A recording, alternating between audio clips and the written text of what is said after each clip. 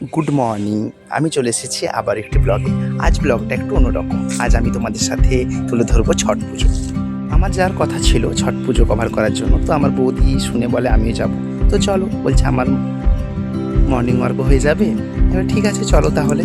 তাই দুজনে গল্প করতে করতে পৌঁছে গেলাম রাজার দিঘি। ছট পুজো বেসিক্যালি বড় কোনো জলাশয়ের ধারেই হয়ে থাকে। ষষ্ঠীর অস্তমিত সূর্য আর সপ্তমীর উদয়মান সূর্যকে দেখেই এই ছট পুজো, অর্থাৎ সূর্যদেবের পুজো। আর ছট পুজো রিলেটেড যে গানগুলোতে ছোটি মায়ার কথা আমরা শুনেছি, তো সেই ছোটি মায়া হচ্ছে ষষ্ঠী, মা ষষ্ঠীর পুজো হয়ে থাকে।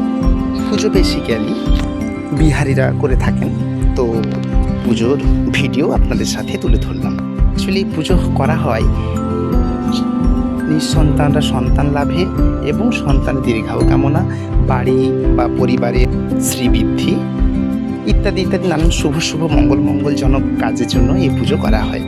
ওনারা মনে করেন যে এই পুজো খুব শুভ, বিহারীরা মনে করেন যে এই পুজো খুব শুভ। বা শাস্ত্রে আছে যে ষষ্ঠী এবং সপ্তমীর মাঝখানে ওই সময়টুকু যদি কেউ এই পুজো করে তাহলে তাদের লক্ষ্মী প্রাপ্তি হয়, সেই আশায় ওনারা এই পুজো করে থাকেন। এই পুজোর বিশেষত্ব এটাই।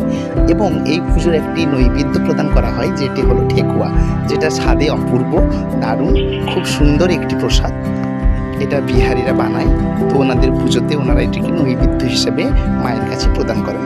তো আজকের ব্লগটা আমি এখানেই শেষ করছি। তোমরা সবাই খুব ভালো থাকবে, সুস্থ থাকবে, সাবধানে থাকবে, এবং আমি আবার আসবো, আবার অন্য কোনো গল্প নিয়ে, অন্য কোনো বাড়ি জগদ্ধাত্রী পুজো নিয়ে আসছি। টাটা, ভালো থাকবে।